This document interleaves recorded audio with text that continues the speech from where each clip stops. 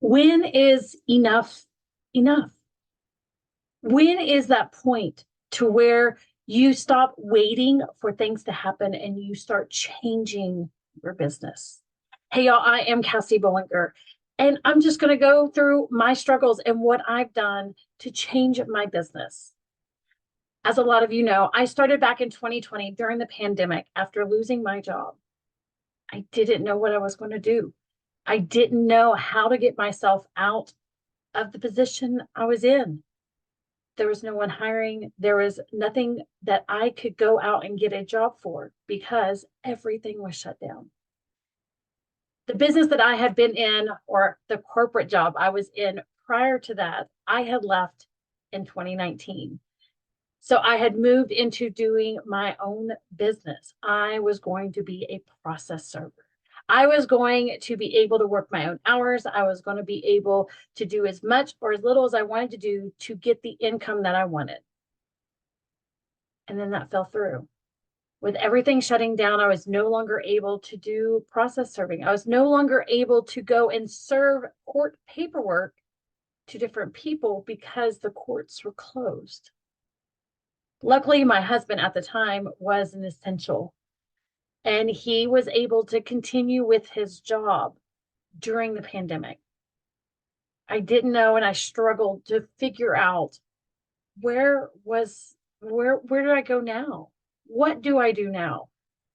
My time, with my energy, and it got bad. I was drinking very excessively because there was nothing else to do. I wasn't able to find jobs because everything was closed down and people were laying people off and they weren't hiring. At that point, I decided that there was something that needed to change. I created a post on Facebook and I was just like, where do I get hired? And also, I need some Scentsy.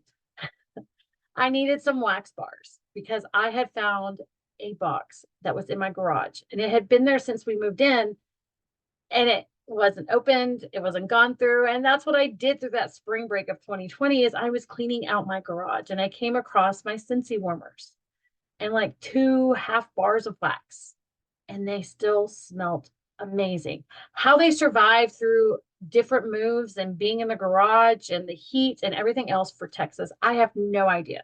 But it was something that I'd soon learn was probably the best mistake I'd made in my entire life. After deciding that I needed some Scentsy, someone had reached out to me and actually brought me a 6-pack of wax and asked me, hey, this month it's only $25 to join. It's not that much. You could start your own business and at least start getting income in until you find another job. From there, I said, no, why would I do that? I needed money. I needed to pay my bills. I didn't need to pay money for a possibility, to pay money for a business. I don't know how to run a business. I had done direct sales before. It never worked. It never seemed to be where I needed it to be. I was trained in those other jobs. Maybe just a little bit, but it wasn't a lot. It was basically, hey, post this, do this, and then send these template messages to everybody. Excuse me. I was not very successful at that. And I wasn't very confident in myself. Now, at the times that I did these other direct sales, there was a lot of things going on in my life that was out of my control. I had taken control of that part of my aspect of life, and I moved on. It's hard whenever we're stuck in a position of how do we get to where we want to be when we feel like we're stuck and where we're not wanting to be. A lot of that has to do with you. A lot of it has to do with, do you believe that you are worthy? Do you believe that you're worth moving to a new place, getting out of that horrible relationship that you're stuck in, or even being at that job that you know that they don't appreciate you? And even if you work really hard, you know that the money's never going to be there. In May of 2020, about 3 months after I had no idea what I was going to do. I did take a chance on myself. It was $25 to join. I did start my own business. I was scared. I definitely didn't know what to do, what not to do. And with the world shut down and nobody going anywhere, I knew that I could make a little bit of a difference. With me being at home, I realized that the cleaning products that were not available anymore on the grocery stores, like on the shelves, because everything was empty, that I couldn't clean. And I was trying to find cleaning products. I knew that we were going to be running out of toilet paper soon. Guys, the toilet paper shortage was horrible. But I knew that I couldn't give up and I knew that I needed to keep going. And when I started my Scentsy business, because I didn't know what was the right thing to do, I just did something. And that correlates to whenever you are stuck, is that you just need to move. You need to do something. It could be a number of different things. And I'm not going to go through everything you can do. I'm just going to talk about how I got to where I'm at. Now, in the beginning, Scentsy, me messaging people when I started my Scentsy business, it was phenomenal. Everybody was responding back. It was amazing. Did you believe that? I hope you did not. Because when I first started out sending messages, there was a lot of people in the same position that I was. And they're like, I'm broke. We don't have any income. We can't even buy groceries. And I'm like, I'm in the same boat. That's the reason why I'm doing this, is to try to get that income, to try to be able to get the groceries, the things that I'm needing. It was hard because there was a lot of no's, but I also knew that no's aren't a bad thing. No's to me fueled my fire. It made me work harder because I knew that not every single person I messaged was going to say no. It was hard and it took a lot of work. In the beginning, I spent endless hours of training myself, of talking to every single person through my phone, every single person through Facebook. I was messaging everybody that I knew, but it wasn't everything I needed to be doing. I started to realize that there was more people in the same spot that I was. Now, was I successful in the first month? Yes, because I didn't take no for an answer. I didn't take no to heart. I did take no as the answer because I just told them it was no worries. But I didn't take it to heart. I knew that they were not saying no to me. They were saying no to either the price or the products. It wasn't that they hated me. They didn't think I was a bother. They honestly just were in the same spot I was. We all were just trying to survive. We didn't know when the government was going to open everything back up. We didn't know where our next paychecks were going to be coming from. We didn't know if there was going to be food at the grocery store. We didn't know. But I just kept moving. I kept moving. I started a VIP group and I was going live every single day because I had to do something. It was one of those, is that, do you sit and stare at the wall or do you start to do something? So moving yourself out of where you're at. If you get up in the morning and you are just hating yourself, get in the shower. Get a new outlook to life. Taking a shower is the hardest thing for me to get up and do. It is a struggle because it's like, I know I'm going to feel better, but it's just getting there.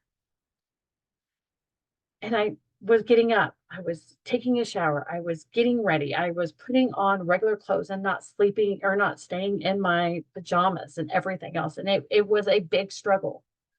And as I started to message more people and I started getting tons of referrals, and people were like, hey, I know you're at your house all the time and you're working from home and it's kind of chaotic, but you realize the more that you're in one location, you start to smell everything that's around you, and you realize that your home may not smell amazing. It may start to just smell like a place. And if you're there all the time, you want it to smell better. You want it to be better. You want to be able to clean. You want to be able to smell that clean. You want to be able to walk into a room and be like, oh my gosh, it smells so amazing. And get on with your day. It can be motivational. It can be inspirational. It can just be soothing. There was a lot of things that I did wrong in the beginning, but I didn't know I was doing it wrong because I was just moving. I just knew that if I started enough fires over here and I started just doing this and that, that I was going to be successful because I'm doing all the things, but I didn't know what all the things were. So I just kept doing things. Somebody would say, hey, we're going to do this. And that's what I went and did. And then, hey, I'm going to try this. And I was like, oh, I'm going to try it too. It was great. I was just busy all the time because I was learning this and I had to figure out this system here. And maybe I didn't quite understand it, but maybe I just kept going and doing this again. And then I was looking over here and I was like, ooh, sparkles. And I went over here and I was looking at doing this, different programs, different systems of trying to help my customers, coming up with what did they like? What did they fancy? I didn't know what they were looking for, but I was just throwing things at them left and right, but it was working. In 2020, it was working. And in 2021, it was still working. In 2022, it wasn't working as well. 2023, it was no longer working that way.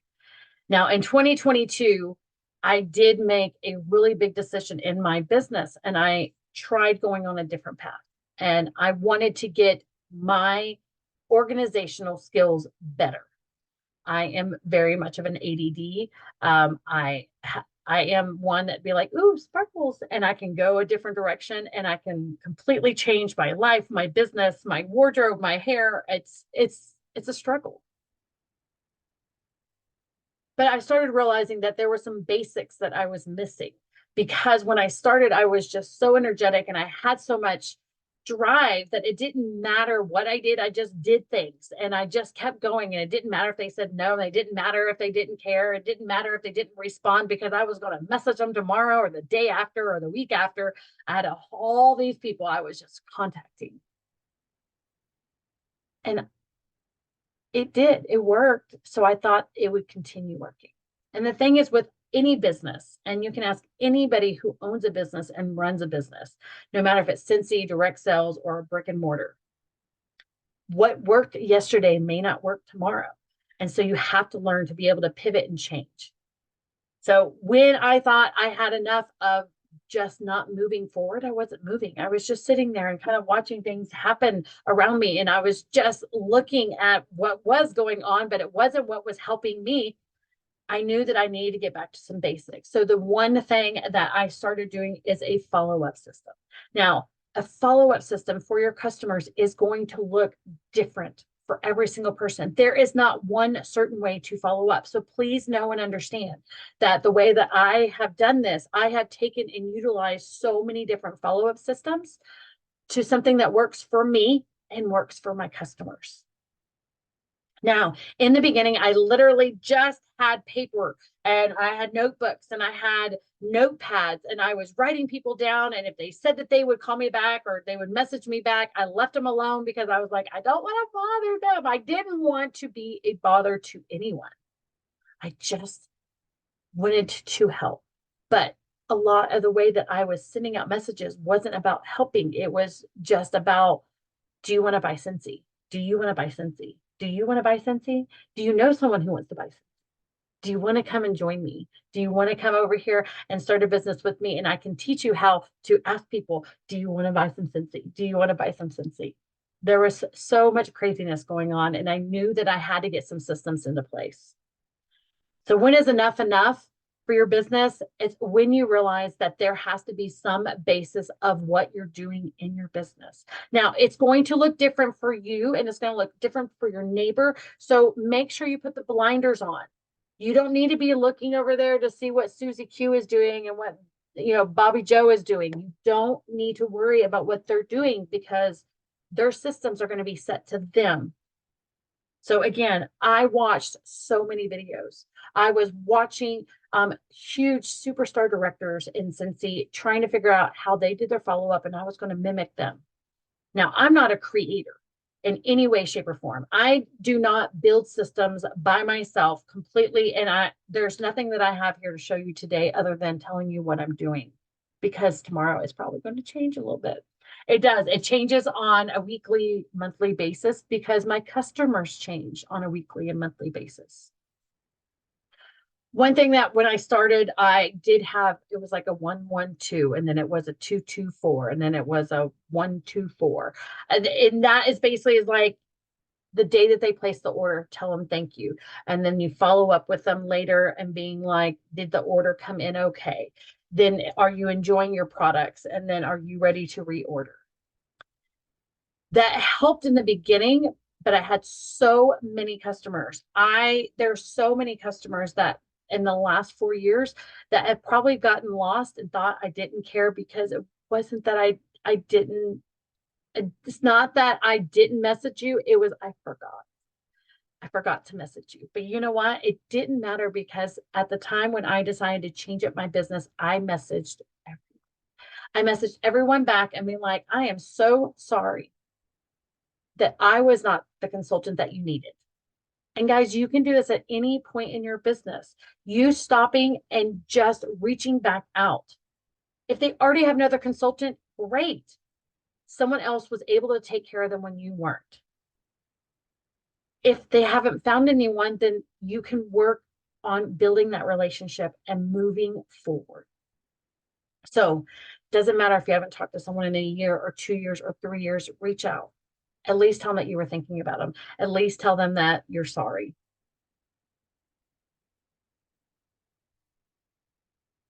The follow-up system that I use is when they order directly with me, I make sure I always ask them if there's other things that they need. If they call and say, I love this warmer, I need to have it. If they're local to me, then I offer them bulk shipments that I do on every Monday. And what we do is we split up the shipping. Now, if I have enough orders, then I don't have to worry about shipping because it'll be free. The other ones that are not, if they're not local, then I always try to go through and I check to see what they've ordered. Now, this kind of goes back to something I hadn't even brought up, and I need to bring it up. When you are entering orders into your workstation, you need to make sure that you are itemizing that order for that person.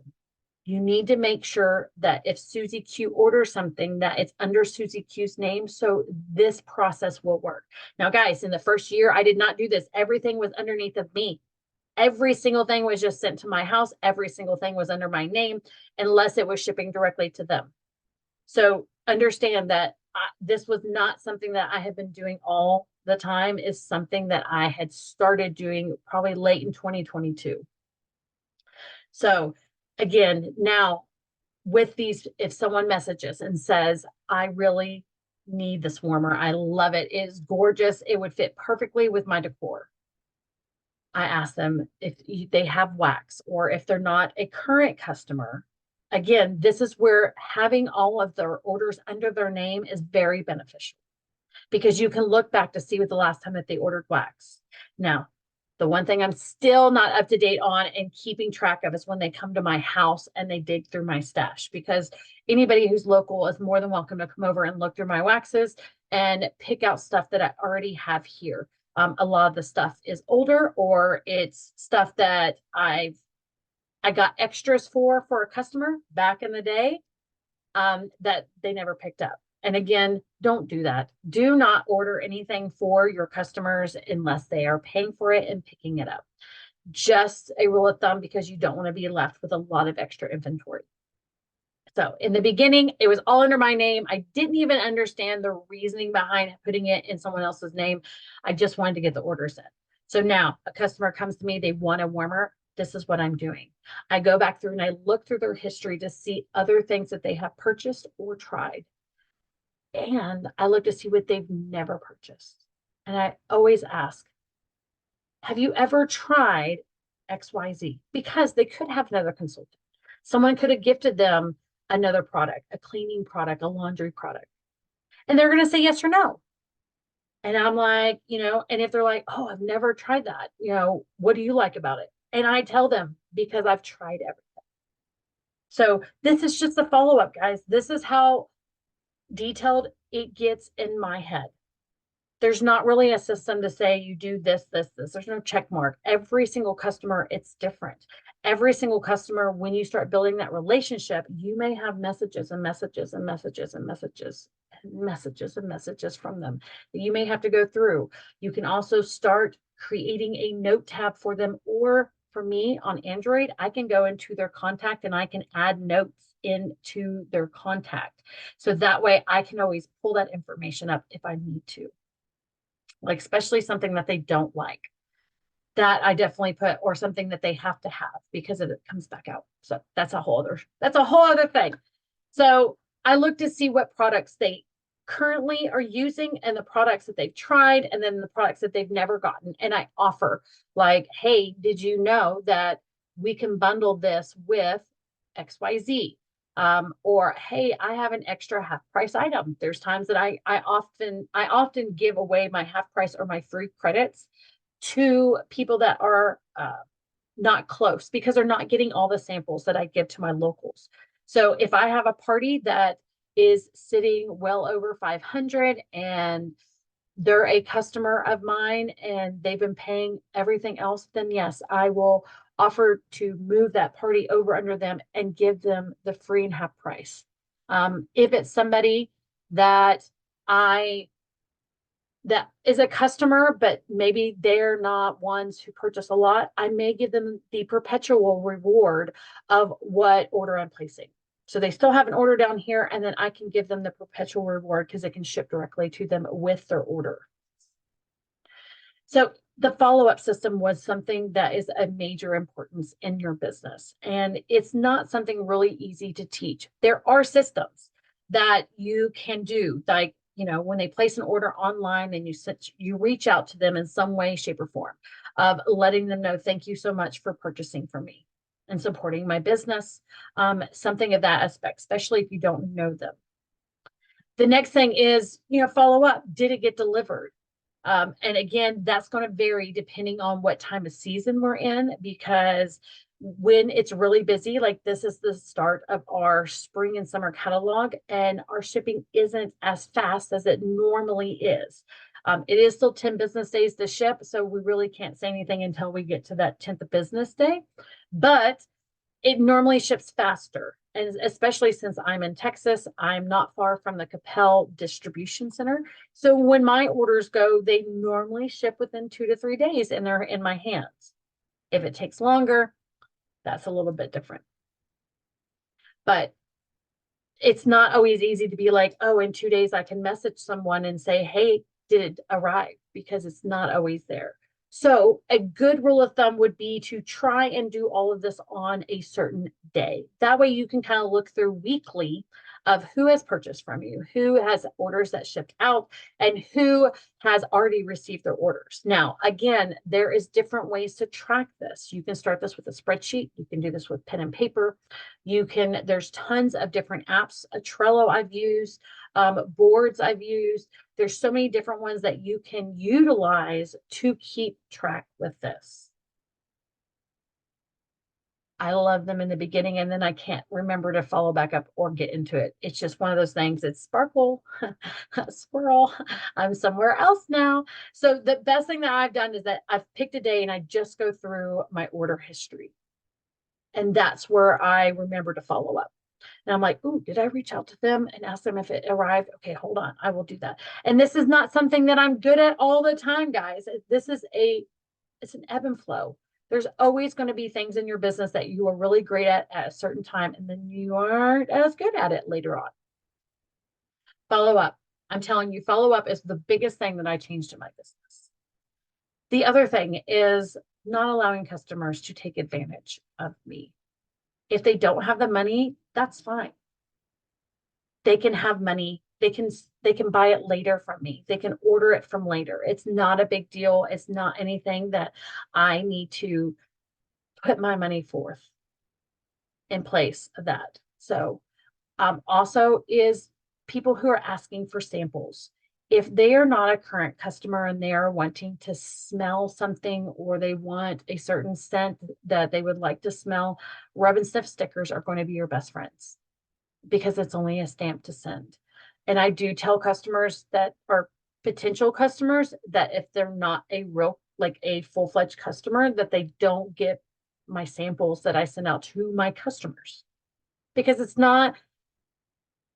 I'm in the business to make money and to help people, but I'm not in the business of giving away my product. So you need to make sure that you are setting boundaries in your business of what you will and won't do. And can you continue doing that for every single customer as your business grows? It's different when you have 5 customers, but what if you had 500? Are you able to do that for each one of them? So one thing I did that I changed up is I don't do Happy Mail every month. I do it every 3 months. And it works because it starts at the beginning of a catalog. You get halfway through on the catalog, and then you get to the new catalog on the next season. So it works really well for me every 3 months. So I do it quarterly. Every 3 months works for me sending out Happy Mail. It gets the customers who have purchased a chance to smell the new scents, or I'm following up because they ordered in the last 3 months, and it's kind of also a reminder. But when is enough enough? It really is when you're ready to change, when you're ready to move forward and to get out from where you're at. If you get stale or stagnant in a certain part of your life, or a location, or in certain relationships, the only thing that you can do is to change. We can't expect other people to change. And so it's only enough when you take it. So moving your business forward is all about what you need. If you want more, there is more to get done. There's more to sell. There's more to recruit. There's always more things that you can do. Changing the way that you are doing something currently also can help move you out of that funk. I don't say recruit and I don't say join anymore. I do partner, because I do want partnerships. I want to have a back and forth. I want to be able to collab with a team that I'm building. I want to be able to take, not take, but give ideas, and also have ideas given to me back and forth. It's a collab. So it's more of a partnership. The way that our business is ran is not about bosses. It's not about, we're all individual business owners. There is no boss. There are people that have been in longer. There's people that have different titles, but they're not your boss. They don't tell you what you do. So think about that when you're wanting something to change in your business. Is change the things that you're doing. Change the things that you're scared. Guys, it is really hard to believe in yourself and go full forward into any type of business idea, or to start something new. But that is where you have to believe in yourself. And that's something that is learned. Not all of us growing up had that confidence of, I can do anything. It was told to us, but it doesn't always mean that that was something that we did or that we knew. So I've come to realize that I am perfect the way that I am. God has made me perfect in the way that I am. And when I embrace who I am, things become easier. Things become more fluid. Things work the way that they're supposed to work. So think about what your worth is.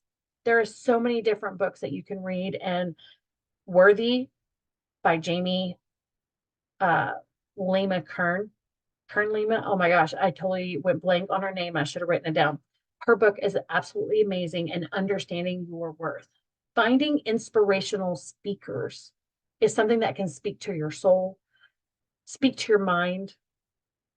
As business owners, you should always be learning something new. You should always be understanding and learning new aspects of your business. Maybe it's how you do advertising, social media. Maybe it's how you're contacting customers, email, text message, phone calls, not just Facebook Messenger. Maybe it is learning how to do your own marketing material.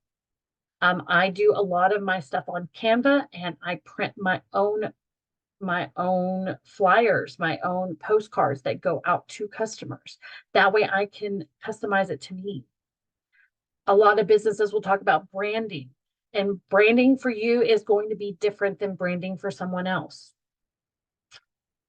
I I just brand me. It is just me. I don't really have a gimmick. I do talk about my team name, which is hashtag no limit, y'all, because when we put limits on our expectations, it could fall short. But if there's no limits and you can do whatever you're willing to do, whatever hard work that needs to be done to get to where you need to be, you can accomplish anything. So that is hopefully something that will help you as you're moving through on your business, or moving through on life, maybe trying to make the decision. There's so many different avenues that you can find yourself. I have decided to go back to school just so I can learn some more about something. It's not really anything in particular, but I want to learn more. And the education that I'm able to do right now is helping me understand more of the world, the more of the internet, more of the different things that I'm interested in.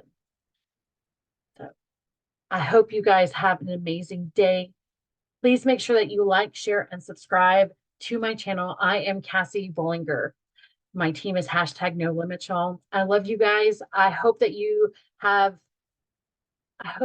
something out of today, even if it's just one little aha. If you have any questions, please make sure that you drop them below and I will answer them, or I'll even do a training on it.